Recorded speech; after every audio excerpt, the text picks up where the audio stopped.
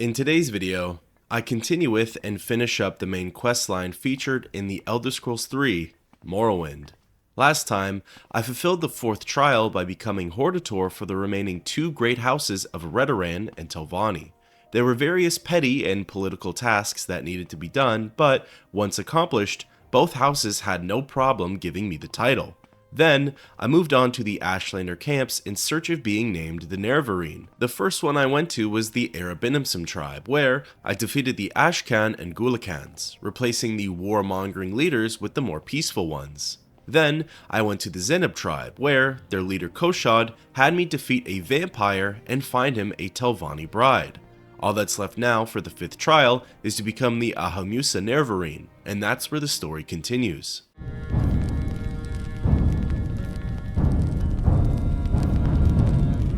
Looking at the map, I saw that the Ahemmusa tribe was slightly northwest of my current location. Using my leaping spell, I jumped only a few times before landing at the final Ashlander tribe. I remembered that Nabani Mesa mentioned their Ashcan is actually their wise woman. First, I checked inside of the Ashcan yurt and saw nobody inside. Then, I went over to the wise woman's yurt and located Sinamu Mirpal. Speaking with her, she seemed offended that I didn't seek out her Gulakans first, as she demanded that I give them a courtesy. She told me who they were, and I went to the first yurt that contained one of them. His name was Kosi. Kosi asked what I wanted, and I asked about the Nerevarine. Kosi pleaded with me, saying that their tribe needs the Nerevarine and the deeds that they accomplish, not just someone in search of the title. The tribe is poor and desperate. Kosi then tells me that I can now go speak with Sinamu.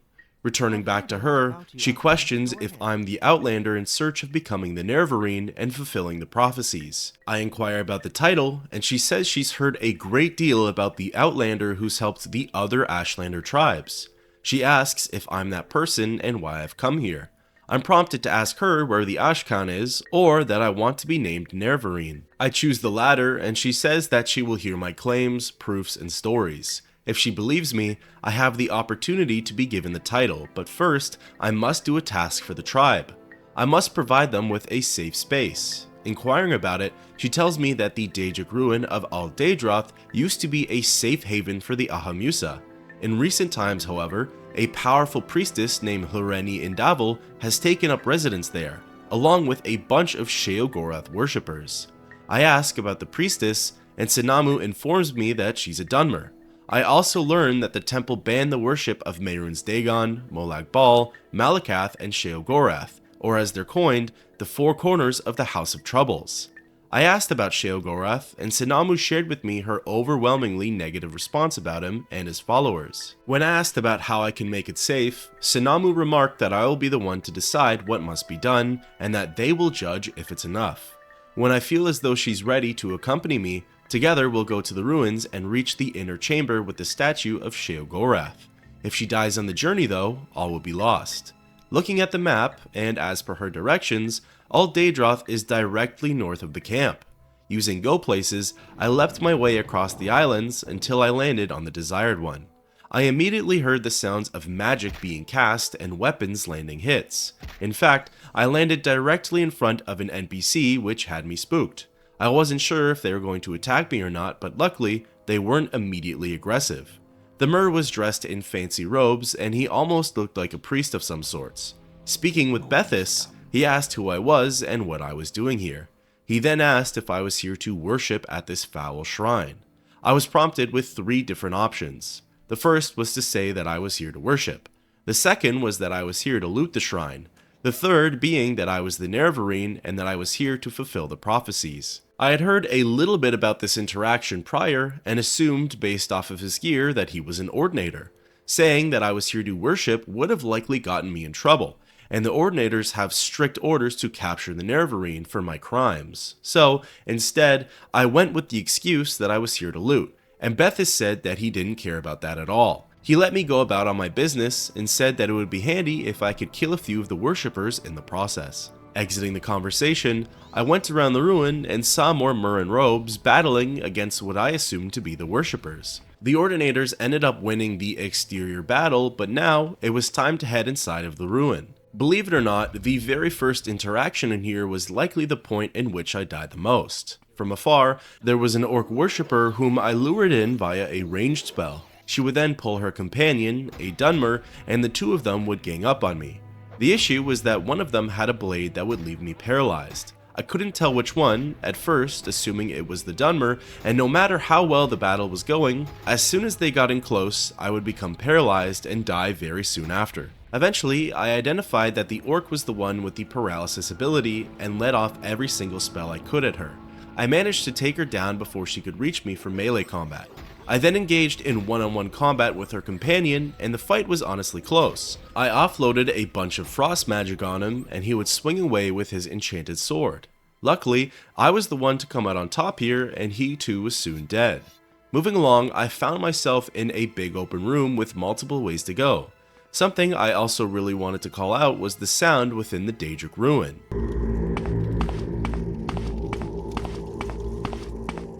In terms of ambience, visuals, and sounds, I find that Morrowind does a really great job at keeping me immersed within the experience. I wandered up to the door directly across the entrance of the ruin and noticed that it was the inner chamber section, the area where Sinamu wanted to go. I entered inside, and this time, I heard the sounds of fighting again. A worshipper was battling against an ordinator and had left him paralyzed. She then turned her attention to me. She resisted my magic, so I switched over to my spear and began to hack away at her.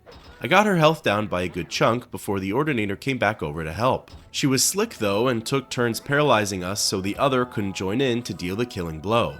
Eventually, she was defeated, but there was no time to reorganize myself. From further within the chamber, a Golden Saint came charging in at me. She dealt quite a lot of damage and was fairly resistant to my magicka. I died a few times to her, but eventually equipped my spear and just kited her around the room. I had the range with my weapon, so long as I kept my distance, I had the upper hand. All the meanwhile, the Ordinator was just standing around watching all of this happen. Soon, the Golden Saint was defeated and I was able to grab some loot from the chest in the center. In fact, that center was what contained the statue of Sheogorath, so this was technically as far as Sinamu needed to go. Again though, there wasn't much time for thought before I was attacked by a Dremora Lord. He was really strong and had a lot of health. He too killed me a couple of times before I decided to use my strongest destruction spell. Doing so, it killed him instantly, and I wondered why I wasn't using it more often, although it is a gamble if the spell will fail or not. I heavily debated going back to the Ahemmusa tribe as the way to the statue was cleared. The only thing that kept me there though was that I hadn't yet come across the priestess, Lorenian Davil. So I moved forward and found myself in a zone called the Antechamber. Here, I heard more sounds of combat and began to ascend my way up some stairs. There were dead bodies of both worshippers and ordinators, and soon thereafter I crossed paths with a Golden Saint, a worshipper, and a rat. The worshipper, however, was being chased down by an ordinator, so I at least had that going for me. I kited them around the zone for a bit, and I noticed that the worshipper had a really unique looking spear. I knew it was something that I had to have, but first needed to figure out a way to deal with everything in here. My plan of action was to exit the zone, heal up outside of the door, and enter back inside. The ordinator was fighting the worshipper, and the Golden Saint's path to me was blocked off because of it. So I helped to kill the Nord first, and then took on the rat. After fleeing the zone one more time and healing up, I entered back into the antechamber and dealt with the Golden Saint. Once all was taken care of, I looted the Nord and to my delight saw that his spear was actually made of ebony. I had done a little bit of research prior, and this spear is definitely one of the better vanilla ones that I could get my hands on. Continuing onwards, I had come across another worshipper and decided to test my new weapon against her. It worked wonders, and I was really excited about using it going forward. I decided to help the Ordinator in here take on one more worshipper, as they had helped me in a tight spot before. Once this area was cleared, I made my way to the top floor and spotted two more of them, seemingly interacting with the scamp. I got in closer, but none of them were aggressive towards me. The Dunmer began speaking, and to my surprise, it was the priestess, Loreni. She asked me if I had an invitation, if I was a player of the game, one of the game pieces, or just a spectator. I asked about the invitation, and she responded by saying that it doesn't matter if I was summoned or just happened upon here by accident. The party was open to all. I asked about being a player of the game, and she asked what game I wanted to play. I was then prompted with three options. The first was to plead a case for the Ahemmusa. The second was to spare Loreni's life in exchange for shelter for the Ahemmusa. The third was to challenge her to a duel. I chose the first option, and Loreni didn't seem to care very much. She mocked the tribe and said that's just the way life goes with its little tragedies. Asking about being a spectator in the game pieces, she responded in the same sort of delusional yet somehow philosophical manner as being asked about the invitation. Finally, I tried again with the player of the game prompts, and this time challenged her to a duel. She said that I need only to strike first, and the rest of the events would unfold. Exiting the conversation, I lunged at her with my spear and noticed that her health went down by more than I was expecting. Ultimately though, her and the orc she was with ganged up on me and cast some serious combos. However, I knew at this point that all I had to do was fire off a sucker punch of my most powerful destruction spell. Doing so, Loreni died instantly, and all I had to deal with now was the orc. He cast a few spells that locked me in my place and lowered my health, but they weren't enough to cause me much harm. Once I was able to move again, I kited him around the room and unleashed a flurry of magic on him, soon killing him. All that was left now was the scamp in the room, although it wasn't really aggressive to begin with. I approached it and saw that its name was Lustradrake. Loreni mentioned that he was going to be the drink server for the so-called party. I was able to interact with it, and it asked me if I wanted some sojama. Lust said that I had to drink it here as he didn't want me to drink and fly. I declined, unsure what the real effects would be, and left it at that. I took the risk and assumed that lust would not be an issue for the Ahemmusa tribe. Thinking everything was good and cleared out from here, I cast the spell Recall only to remember that I hadn't cast Mark at the Ahemmusa campsite. Instead, I was at the Zeneb camp, which was certainly a little further south than I wanted to be. But, using Go Places, I leapt all the way to camp and spoke with the wise woman, Sinamu. She asked if I was ready for her to accompany me to Dagoth. She reminded me that she wants to go as far as the inner chamber, and she wishes to safely see the shrine of Sheogorath. I tell her that I'm ready, and together, we set off. Early on, she got sidetracked by some enemies and went off on a bit of a killing rampage. Once done though, we cast water walking together and made it to the Dagoth Island without any issues. The Ordinators outside didn't seem bothered by her presence here, so we then went inside of the ruin. Everything was smooth sailing, and upon her taking a step up onto the shrine's platform within the inner chamber, she stopped and spoke with me. Sinamu said that because she made it here safe, I had upheld my end of the bargain. She then said that she would now name me as Nerevarine of the Ahemmusa tribe. Sinamu gave me the Madstone as a token and symbol of my role within their Ashlander tribe. The Madstone apparently is really great against mages, but as a mage myself, I would also feel the side effects of it. She officially names me the Ahemmusa Nerevarine, and I exit the conversation. When cast, the Madstone has the enchantment of sound for 50 points for 2 seconds on touch. This was the first time I had come across a sound spell, so I was really intrigued to get to use it. With that, I had successfully completed the 5th Nerevarine trial and the quest, Ahemmusa Nerevarine.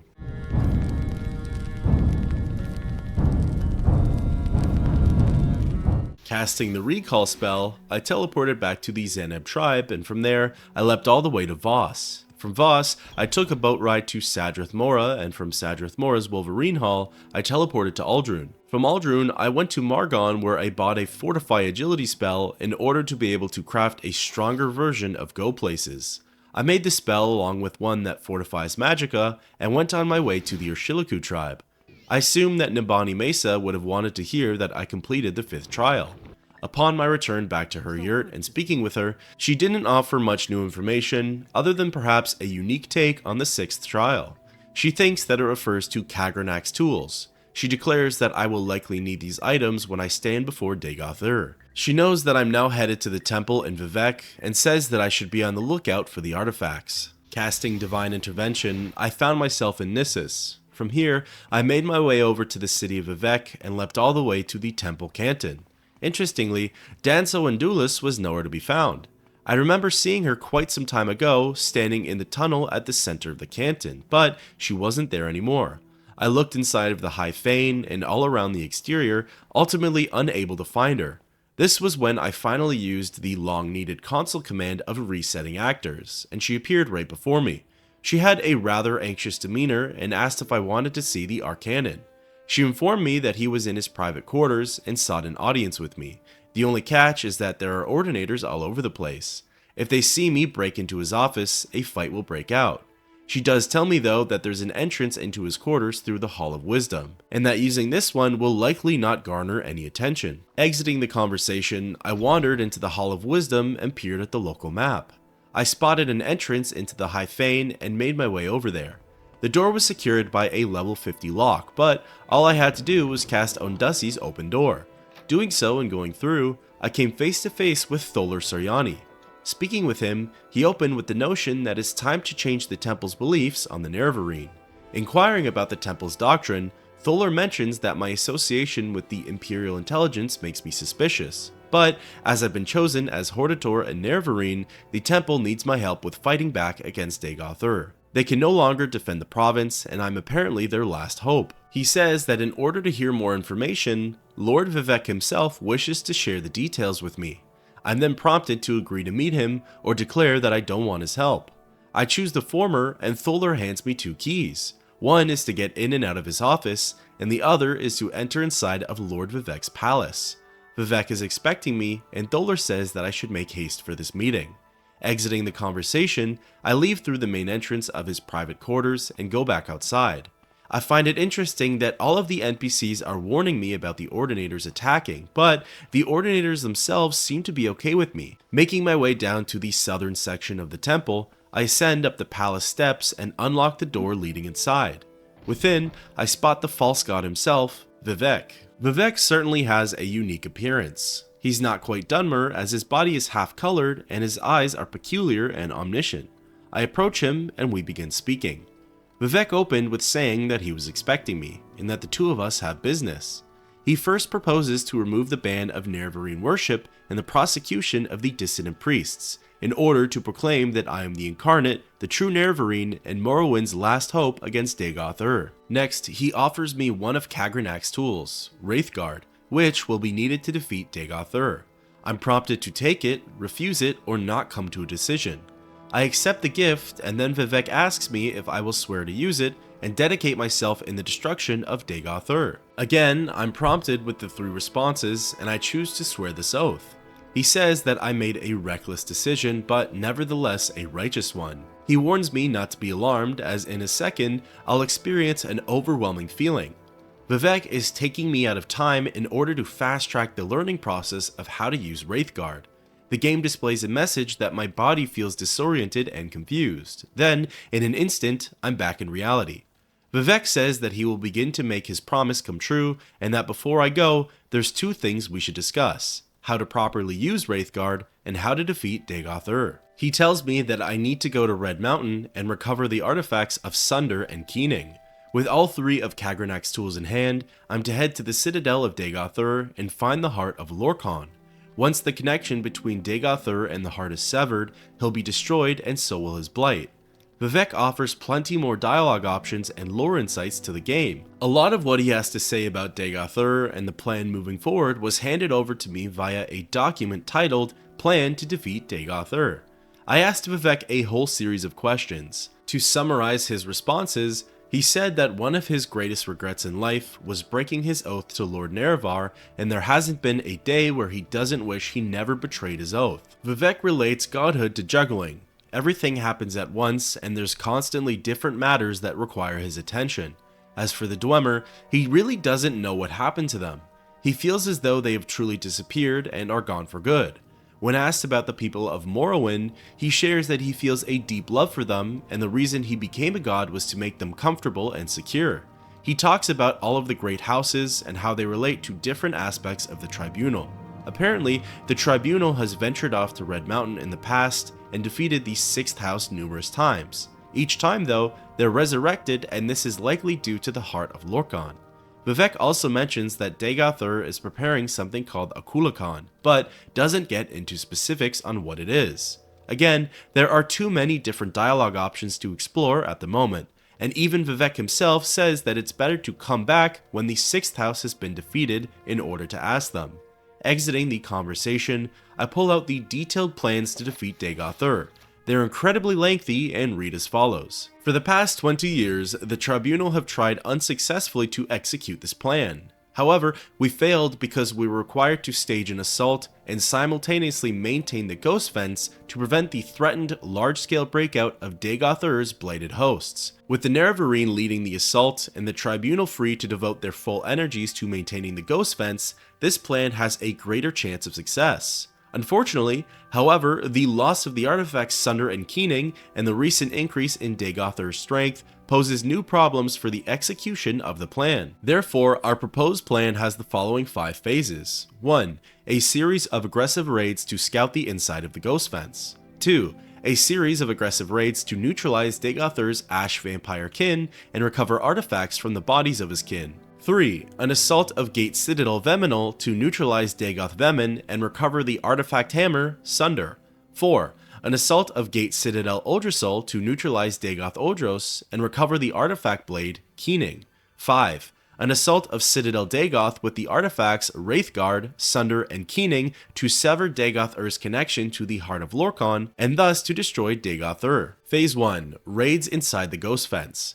The Tribunal, Ordinators, and Buoyant Armigers are familiar with the terrain and will provide maps and current intelligence reports. The region inside the Ghostfence is dangerous, and the Nerevarine will need to be familiar with its particular challenges. After measuring skills and resources against Dagoth Ur's defenses, the Nerevarine will know better how to pace a campaign, alternating raids with improving skills, getting better equipment, and stockpiling resources. Phase 2. Raids upon Ash Vampire Citadels. Dagoth Ur's kin have become markedly more powerful in recent decades after remaining stable for thousands of years. If they can be individually isolated and destroyed, they will not be able to support Dagoth Ur in later stages of the war. It may also be that dramatic increase in their power comes from items enchanted by Dagoth Ur. Salvage of such items might contribute to our resources. Phase 3. Assault on Gate Citadel Veminal. Essential to recover the artifact hammer Sunder for Phase 5. The Ash Vampire, Dagoth Vemin, has possession of Sunder and probably seeks to discover the secrets of its enchantments. He may also have access to notebooks and journals of Kagrenac that have survived in the Dwemer workshops of Veminal. Phase 4. Assault on Gate Citadel Uldrasol. Essential to recover the artifact blade Keening for Phase 5. The Ash Vampire, Dagoth Uldros, has possession of Keening and probably seeks to discover the secrets of its enchantments. He may also have access to notebooks and journals of Kagrenac that have survived in the Dwemer workshops of Uldrasol. Phase 5. Assault on Citadel Dagoth. All the previous stages are preparations for this stage. Recent expeditions show that Citadel Dagoth has undergone extensive expansion. The location will need to be explored carefully. The known route to the Heart Chamber will be well defended. Alternative routes may exist. Dagoth Ur will have anticipated our plan to destroy him by attacking the heart, and he will almost certainly personally oppose approach to the Heart Chamber. Together, the Tribunal could not defeat him, and he has grown stronger since then. Admittedly, the Tribunal had the distraction of maintaining the Ghostfence simultaneous with fighting Dagoth Ur, but even so, the challenge seems daunting. The adoption of this phase campaign seems to offer the best chances for success. In retrospect, the Tribunal's decision to directly assault Citadel Dagoth rather than proceed step by step through lesser objectives must be seen to have been a serious error. The Tribunal did not feel it had the option of a slow-paced and deliberate campaign, given that they had many other competing priorities, not the least of which was the maintenance of the Ghostfence and the outer defenses surrounding Red Mountain. The Nerevarine, on the other hand, should be best served by a careful, step-by-step advance with the additional advantage of building confidence along the way, while success would undermine Dagoth Ur's own assurance in his defenses. Employing Kagrenac's tools against Dagoth Ur. The source of Dagoth Ur's supernatural power is the Heart of Lorkhan. The heart is also the source of the Tribunal's divine powers. During mythic times, the gods took and hid Lorkhan's heart beneath Red Mountain as a punishment for creating the mortal plane. The Dwemer discovered the heart while building underground colonies. High Craft Lord Kagrenac created enchanted tools intended to tap the power of the heart. The War of the First Council was fought to prevent this sacrilege. Kagrenac's use of these tools and the disappearance of the Dwemer race marked the end of the war. Kagrenac's tools were recovered by Lord Nerevar and Dagoth Ur. Dagoth Ur was left to guard the tools while Nerevar came to consult with us, his advisors. In Nerevar's absence, Dagoth Ur experimented with the tools upon the heart and was corrupted. We returned to discover a deranged Dagoth Ur who refused to turn over the tools. When he attacked us, we drove him away. We left Red Mountain with the tools, and subsequently, Sotha Sil discovered their secrets. Collectively, we used the tool to establish a connection with the heart, enabling ourselves to transform our mortal natures. Thus, we became the Tribunal. Dagoth Ur had survived our attacks, and without the tools, in a manner not well understood, Dagoth Ur also managed to establish a connection with the heart and to transform himself into an immortal being. Our plan to destroy Dagoth Ur also runs the risk of destroying the Tribunal. The plan is to permanently disrupt Kagrenac's enchantments upon the heart, severing connections with Dagoth Ur and ourselves, and rendering us all once again mortal. A mortal Kagrenac may then be destroyed by mundane means. The loss of godhood and the possible death of the Tribunal are judged a necessary risk and sacrifice. The normal procedure for establishing connection with the heart is a 3-step process. The wearer of Wraithguard strikes the heart with the hammer Sunder, causing the heart to produce a pure tone. Then, the wearer of Wraithguard strikes the heart with the blade Keening, shattering the pure tone into a prism of tone shades. These tone shades are then imprinted upon the substance of the wearer of Wraithguard, giving him an immortal and divine nature. The Nerevarine will not be taught the secret rituals required to perform the 3rd step. Instead, the Nerevarine will strike the heart with Keening for a 2nd time, causing its tone to diverge into unstable patterns of interference. Further repeated strikes with Keening will further disrupt the tones, with the ultimate result of shattering and dispelling Kagrenac's original enchantments binding the heart, thereby severing the heart's link with Dagoth Ur, and with any surviving heart wights and with the Tribunal. Destroying Kagrenac's enchantments on the heart will also stop the corrupt effusion of the heart's divine power and end the blight on Morrowind. The Nerevarine may be tempted to steal the power of the heart. Dagoth Ur and Sotha Sil alone know this secret. Dagoth Ur may, in extremity, propose to teach the Nerevarine to use Kagrenac's tools to become a god. We doubt that the Nerevarine is fool enough to trust Dagoth Ur and are content to take the risk. Be warned, the Nerevarine cannot safely equip either Keening or Sunder unless wearing Wraithguard. The Nerevarine will be injured every moment while holding either of these artifacts unless protected by Wraithguard. Persistence will be rewarded with death. If Nerevarine can equip an item while not wearing Wraithguard and receive no injury, the item is a counterfeit. One last note, Dagoth Ur must not get a hold of Wraithguard. The Nerevarine must prepare and use a recall or Almcivi intervention if there is any risk of death or capture. The element of surprise. Dagoth Ur will not expect you to destroy Kagrenac's enchantments on the heart. He does not know it is possible, he would not do it himself, and he knows that we have never tried it. He will not believe anyone would want to sacrifice the promise of such power. Further advancement in House Dagoth, as in all great houses, is by challenge and confrontation within the hierarchy. The Nerevarine's challenges and defeats of Ash vampires and battles with the 6th house will be viewed in that light.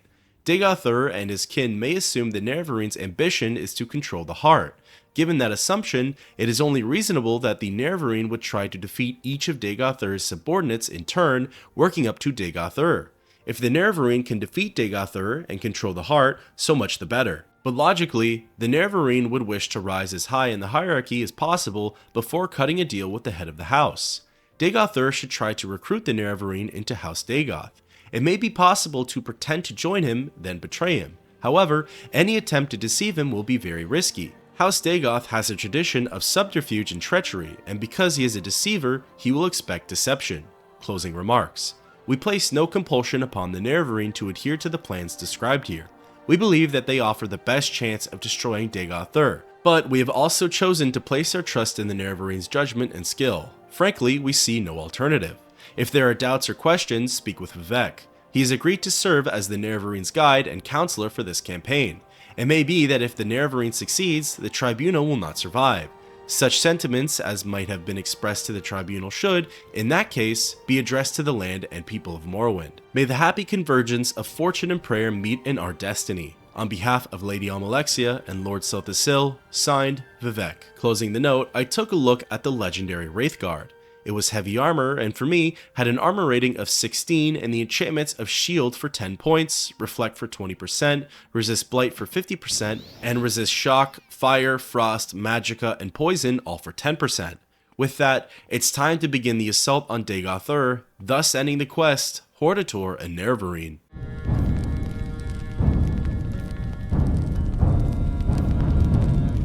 Leaving Vivec Palace, I knew that this was endgame territory, so I wanted to prepare as much as I could. Within the last couple of quests, I've been feeling that my destruction magic has been slightly underwhelming. I have very powerful, magicka-hungry spells and weaker, easier to use ones. I wanted to make a few that were right in the middle. So, I made my way over to the Mages Guild Hall and crafted frost and fire versions of the same spell, a ranged, decent hitting attack that lingers for a couple of seconds. Along with this as well, I went to stock up on as many useful potions as necessary, namely some Restore Magicka ones, as those were going to be highly important. Step 1 of the plan for taking down Dagoth Ur is by going to the Ghostfence itself. Looking at the map, the fence is slightly east-northeast of Caldera. I let my way there with very little incident and entered on inside of the last safe haven. I wandered the halls for a bit before I came across a tavern of sorts. There were a lot of interesting characters in here, but the one who drew my attention was an older fellow named Wolf. Wolf was a kind older man and asked what brought me over here to the Ghost Gate. Inquiring about it, he said it's a hell of a place and asked again why I would make the trek out here. I was prompted to either tell him about my business with Dagoth Ur or to keep it all a secret. I figured I'm this far and might as well share my story. Wolf found my tales fascinating and said that it was lucky that I happened by him. He's an old war veteran, apparently as old as the Emperor himself. He's ventured this far out but wishes to go no further. He asks that I take a lucky coin of his on my mission to defeat Dagoth Ur, as a token of the tough young hero that he used to be. I'm then prompted to accept the offer or to turn it down. I accept it and he's very thankful for such a small act. He talks about how the younger generation will be able to advance history better than the older one could. When asked about the Emperor, he mentions that not only is Uriel's septum growing old, the whole empire itself is waning with it. Perhaps change could be a good thing. Again, the younger generation could shape and progress the unity of the provinces in a different manner. How though, he isn't sure. He's just an old dog, and old dogs don't get new ideas. Exiting the conversation with Wolf, I was really intrigued by what he had to say. Right behind me though was a buoyant armiger, the authority in which I needed to speak with. They introduced themselves and said that they've received word from Vivec that I'm the champion of the temple and that I'm going to wage war against Dagoth Ur. Curiously, I asked about Wolf and to my surprise, the armiger had no idea what I was talking about. He had never seen an older war veteran in here before, and apparently legionnaires haven't been stationed up here in quite some time. Confused, especially since Wolf was literally right behind me, I just decided to progress with the main quest. I inquired about the inside of the Ghostfence, and he informed me on a couple of things. The map and intelligence itself are old. It shows the locations of the various ash vampires and citadels that they reside in. Within the Ghostfence are 6th house servants and creatures that have become even more powerful. There are no outposts or safe regions within the Ghostfence itself. If I need aid or safety, I have to come back to the Dawn and Dusk Towers. Exiting the conversation and taking a look at the map I was just given, it unfortunately doesn't offer too much detail. It lists off the directions in which the major settlements can be found. It shows me all of Vardenfell but doesn't really hone in on the smaller features. I already had all of the necessary and important locations marked on my map after speaking with Vivec, but there's a chance that a few more were marked down once looking at the armiger's map. Regardless, I left the Dawn Tower and lined up outside of the Ghostfence. Activating the switch, the first gate rose up. Activating the second, the last gate arose, and I was then truly on my own. Within a couple of seconds, the ashy gray sky and calm weather turned into a crimson red dust storm. Addressing the battle plans, the first area I needed to go to was Citadel Veminal. Here, I was to fight against Dagoth Vemin and reclaim the legendary artifact of Sunder. Now, technically there is a step before this, and it's to clear out all of the ash vampires. However, using my own intuition and through a little bit of research, I learned that it wasn't necessary for beating this quest. Along the way to the Citadel of Veminal, I fought against various familiar and unfamiliar foes. Ones like Hunger were new to the scene, and I had only ever come across them in the Shivering Isles DLC of Oblivion. Familiar ones were Corpus Stalkers, Lame Corpus, Ash Slaves, and Ash Zombies. Of course, there were cliff racers and rats thrown into the mix as well. None of them were particularly that difficult to beat though, so it was relatively smooth sailing. Eventually, I found myself outside of the first Dwemer ruin and entered inside. There were more of the same enemies in here, mixed in with a few ash ghouls in the form of Dagoth Ur's priests. There was also a greater Bonewalker present, which always scares me to fight, but I managed to take care of it without getting hit. Further down into the outer fortress section was a door leading to the Hall of Torque zone. On the other side, there was an Ascended Sleeper, which gave me a little bit of trouble. The battle was close, as its destruction magic dealt a lot of damage. I took advantage of its close combat weakness and got up in its face with my ebony spear. After a really close call, Dagoth Felmis was defeated. Behind Felmis was an iron door leading further into the Hall of Torque. This room contained multiple other doorways and a hole in the center of the floor. Just below, I could see an ash vampire, and I knew that it could see me. It started out with casting spells at me, and eventually started running into a closed door. It was stuck in this animation, so I decided to cheese the fight. I cast my newly crafted destruction spells, and it took about 3 fireballs to take down the 6th house servant. I could hear various other enemies, but nothing was able to get through all of the closed doors. I again took advantage of the situation and leapt down to the body of Dagoth Vemen. Peering into his inventory, I saw the legendary hammer of Sunder for the taking. Looting just about everything, I peeked at Sunder's stats and saw that it had the enchantments of Fortify Attack for 30 points, Fortify Strength, Endurance, and Luck for 20 points, but Drain Fatigue for 1 point. Along with the hefty fortifications, it dealt a great deal of base damage and had a value of 400,000 gold. Just as simply as I got down to this level, I jumped back up to the upper floor and left the exact way I came in, not venturing any further within the ruins than I needed to. I knew there was likely a lot of loot and unique enemies in these parts, but I had tunnel vision for getting to Dagoth Ur. From Vemenal, I made my way back towards the Ghostfence entrance, as that was where step 4 of the 5-phase plan was based out of. The Citadel of Odrasul contained the final artifact of Lord Kagrenac, Keening, and it was guarded by Dagoth Odros. Along the way, I encountered more enemies in which I had never seen before. The first was this giant ogre-like being called an Ogrim Titan. It hit pretty hard and honestly had a good bit of health attached to it. The next was a fairly common enemy in Oblivion, yet its Morrowind counterpart seems way more buffed. Daedroth are surprisingly challenging in this game, at least to me they were. This is likely because instead of being brutish melee combat opponents in Oblivion, they use destruction and protection spells in Morrowind. At a certain point within the Ghostfence, I saw the sun and clear skies. I wasn't sure if this was supposed to happen or not, as I recalled hearing the sun doesn't shine in these parts.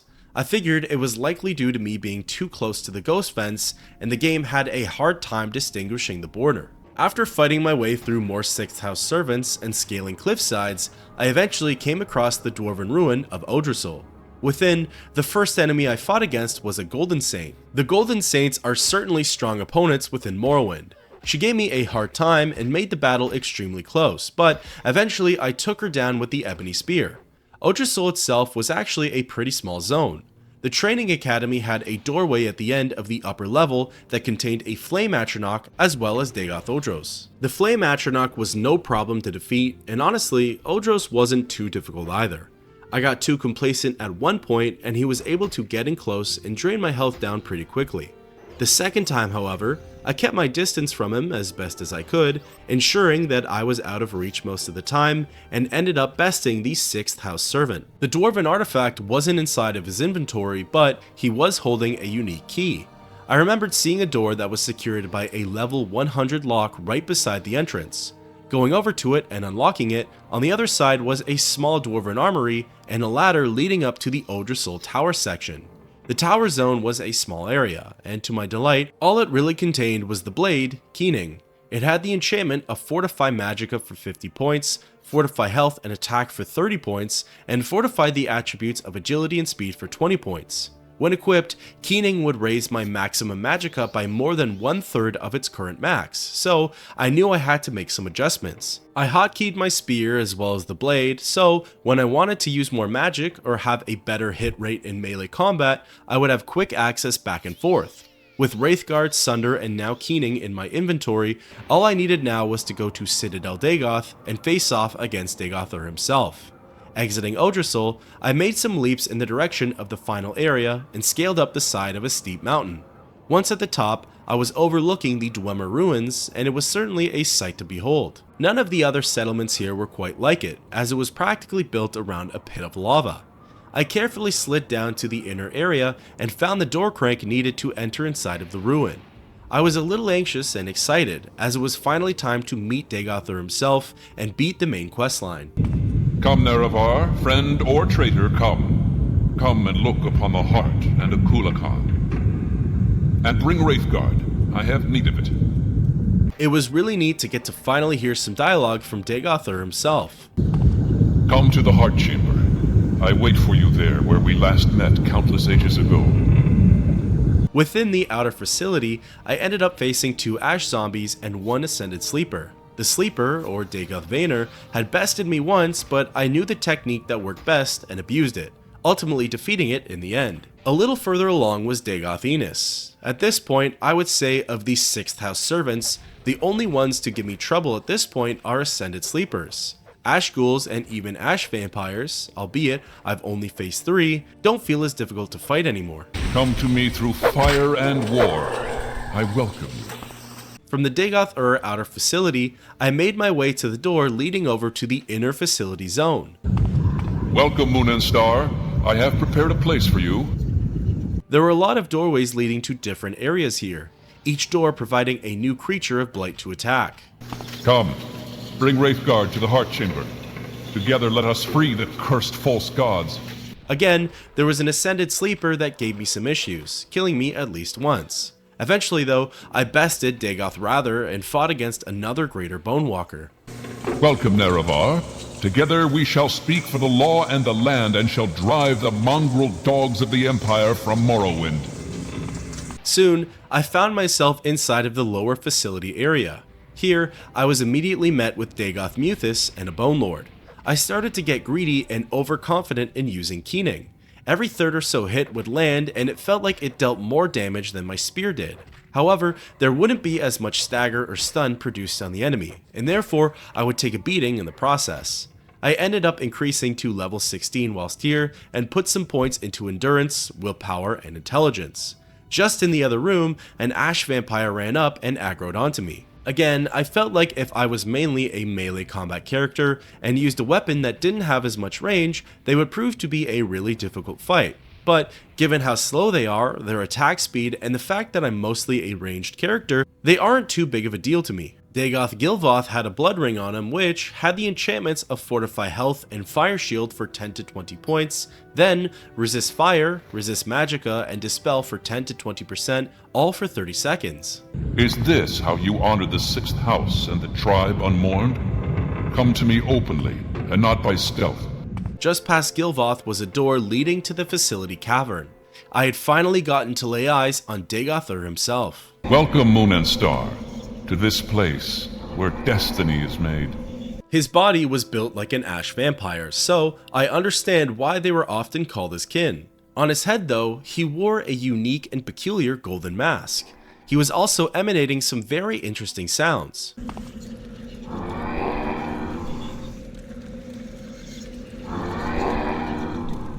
He wasn't immediately hostile, so I approached and the two of us spoke. Dagoth Ur opened by saying this is where it all began, and it's where it will all end. He asked if I had any parting words, or if we should just get straight into our duel. Since I'm the challenger, he offered me the first strike. I inquired about the parting words, and Dagoth Ur began his speech. He said that there will only be but one result from our meeting together. He often considered offering me a place by his side. He knew that offering Kagrenac's tools would be an option, but it would likely lead to deception. Once, the two of us were brothers in arms, friends even. He says though that he won't risk losing all that he's worked up to for betrayal and deceit. Since I am the enemy, he cannot trust me and therefore I must die. He believes that he's to be the victor from this fight, but isn't 100% sure. Because of that, he offers to answer any of the questions I have and asks that I do the same. Inquiring about the final questions, the first one he asks me is if I'm truly Nerevar reborn.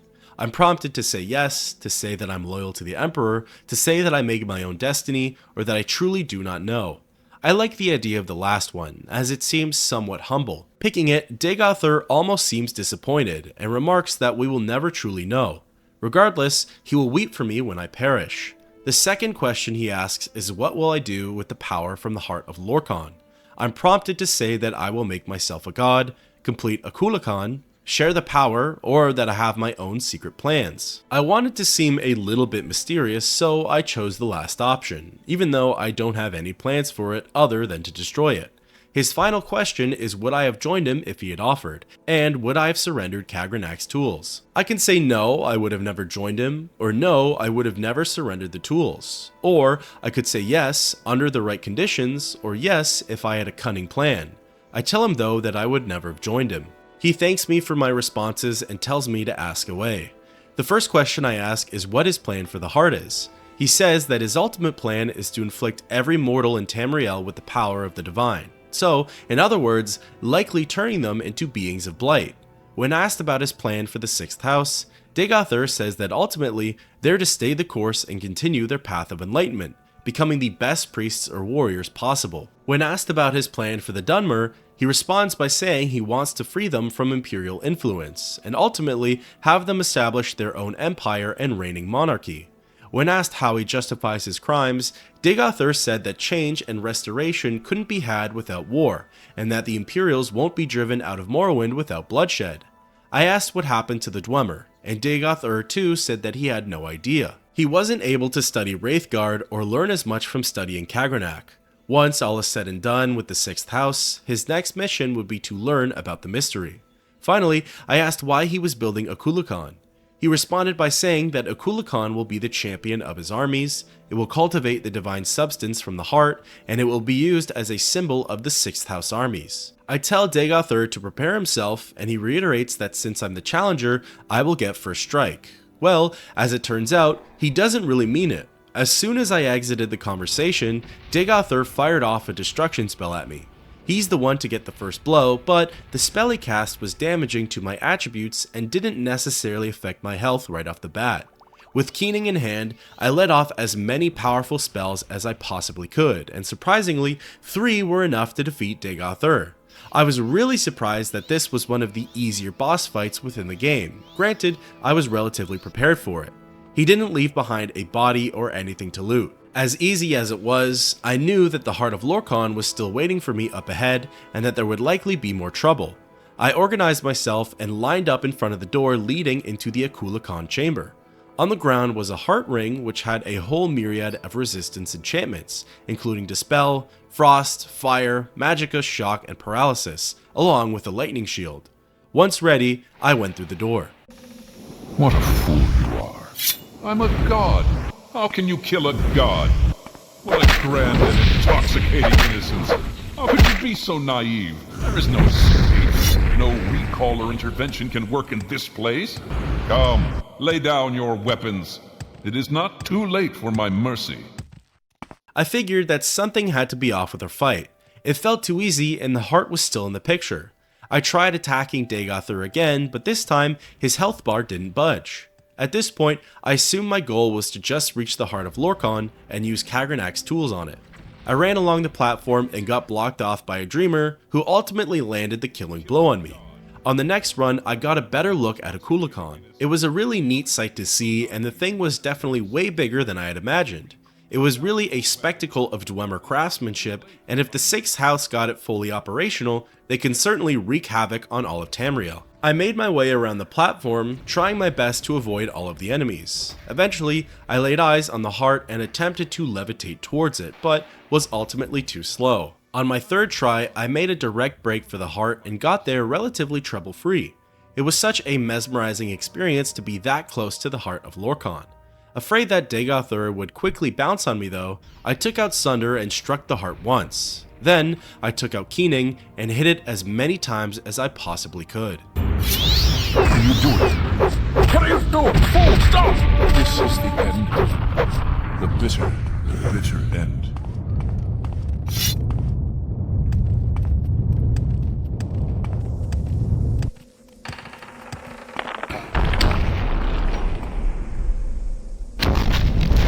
The Heart of Lorkhan disappeared and the divinity of Dagoth Ur and the tribunal with it. The bridge connecting to a Kulukan collapsed, and Dagoth Ur accompanied it into the lava pits below, seemingly killing him. Soon, a Kulukan itself broke into pieces and disappeared into the molten lake beneath it. It almost didn't feel real. The devil himself, Dagoth Ur, defeated once and for all. It was a shame to see Akulakan go down with him, as it was definitely a piece of dwarven history. The chamber itself was real quiet now. The dreamers were nowhere to be found, and it seemed like Citadel Dagoth was void of life. I ascended back up to the top platform and turned the crank on the pipe, releasing me from the zone. Back out in the facility cavern, I was about to exit when all of a sudden, an apparition appeared before me. It looked as though it was Azura herself. You no longer bear the burden of prophecy. You have achieved your destiny. You are free. The doom Duima's folly, Lord Dagoth's temptation, the tribunal's seduction, the god's heart freed, the prophecy fulfilled. All fate sealed and sins redeemed. If you have pity, mourn the lost, but let the weeping cease.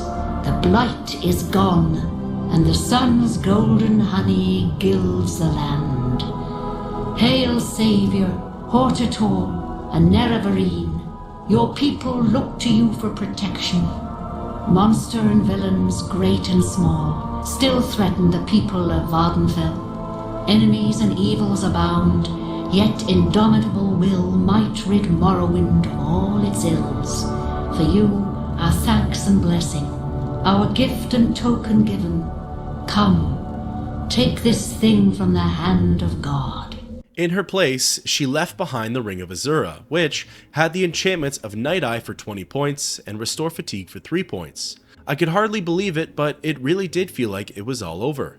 Dagoth Ur was gone, his creatures of blight with him, Red Mountain was no longer the home of the 6th house, and Morrowind was relieved from one of its many problems. With nothing left to do here, I cast Divine Intervention and returned back to civilization. I was sent to Buckmoth Legion Fort, and I was quite happy to see the presence of Imperial soldiers.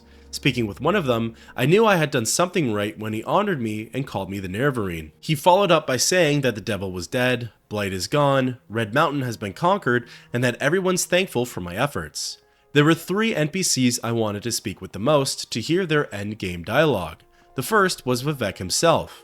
He opened by saying that the Blight was gone and that we had all survived.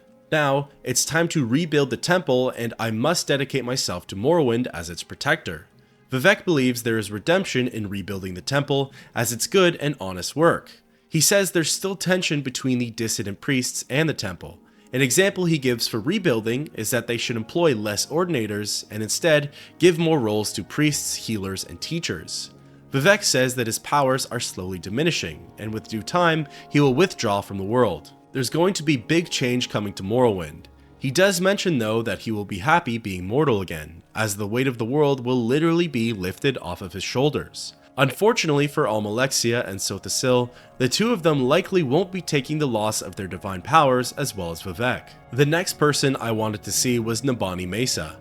She reaffirmed the same things Vivec did, that the devil was dead and that for now, Morrowind was free of the 6th house and its blight.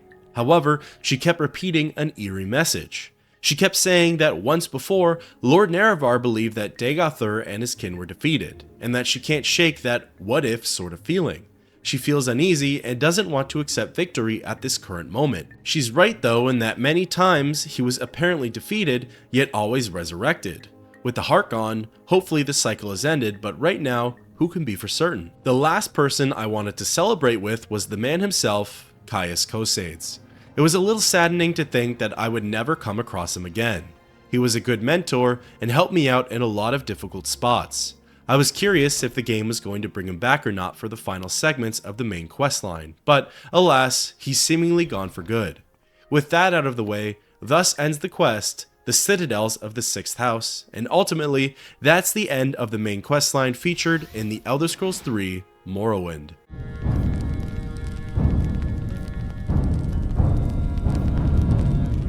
Where to even begin? As stated before, this was my first time ever playing through the Elder Scrolls III Morrowind. When I started out the main questline, it felt like the finish line was miles away, and yet here we all are today on the final part. I'll give my thoughts on the story aspect itself without trying to include my opinions on the actual gameplay mechanics. The game began quite well. It started off with a nice and easy tutorial and introduction section to the world of Morrowind. From there, what I really respected, as with all Elder Scrolls games, it set you free and told you to do whatever you wanted to. What I really liked is that prior to going off on your own, the introduction and opening wasn't very long at all. I like the opening scene and tutorial within, say, Oblivion and Fallout, but the issue is once it comes to playthrough number 3 and beyond, it becomes tedious to sit through 15 or so minutes of pointless gameplay. The first 5 or so quests within Morrowind play out relatively the same. The player needs to seek out an informant related to a certain faction or region within the province. I took this as the game's excuse to get the player exploring and branching out into different sections of Morrowind, which I also found to be pretty neat. The game doesn't hold your hand like future Elder Scrolls installments, but it does certainly look after you in some capacity. My first encounter with the 6th house was certainly something else. It had eerie and unsettling elements, especially because it was the unknown. Funny enough, Corpus Cure was one of my highlighted quests, simply because I got to meet the last living dwarf, Yagrum Bagarn. I think the quests that dragged the most for me were becoming the Hortator of each great house. Perhaps it was the way I played it or certain choices I made, but there was too much back and forth between being the messenger of NPCs. House Hlaalu started out fine, I think because I was really entertained by Uncle Crassius, but House Tilvani and House Redoran just didn't capture my engagement as much. I had no problems with the Ashlander tribe Nerevarine quests and quite liked their diverse quest-giving nature. It was really neat to get to meet Vivec as well. I felt as though the game did a great job at setting him up as this all-powerful benevolent ruler and then slowly tearing him down to the imposter that he is. Although, when actually conversing with him, he seemed to be not that horrible of a person, and almost regretful of a lot of his actions. The final quest was really nicely paced. I enjoyed how the most complicated part of it was navigating through Red Mountain and that Keening and Sunder weren't too difficult to obtain. The battle with Dagoth Ur went well. I enjoyed how the game set it up for you to believe that he was defeated after the first fight, but then brought him back as an invincible god for the second phase. I understand that being named Nerevarine and Hortator means that you act solo in the face of great challenge, but it would have been nice to have an all-hands-on-deck sort of final battle at Red Mountain. I know without those titles, Vivec would have never surrendered Wraithguard, and you wouldn't have received all of those enchanted tokens, but other than that, it doesn't necessarily feel like the titles gave any other power to the player. There were 2 optional quests that I didn't get around to doing. The first was Sleepers Awake, which dealt with the nightmares of Dagoth Ur and the sleepers of Morrowind. This involves killing certain 6th house servants and freeing the sleepers from their control.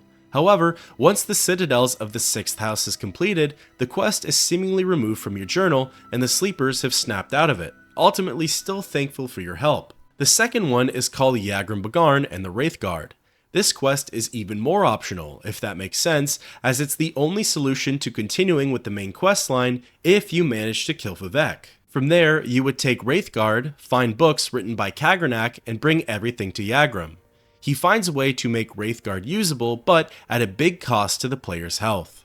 Ultimately, I really enjoyed my time playing through the main questline, and it was really interesting to get to see how Morrowind influenced all of its successors. I got to see features that were expanded on in Oblivion and Skyrim, and features that were outright omitted from future installments. Most importantly, I'm glad I got to experience this questline for the first time with all of you, and I'd really like to thank you for your help along the way.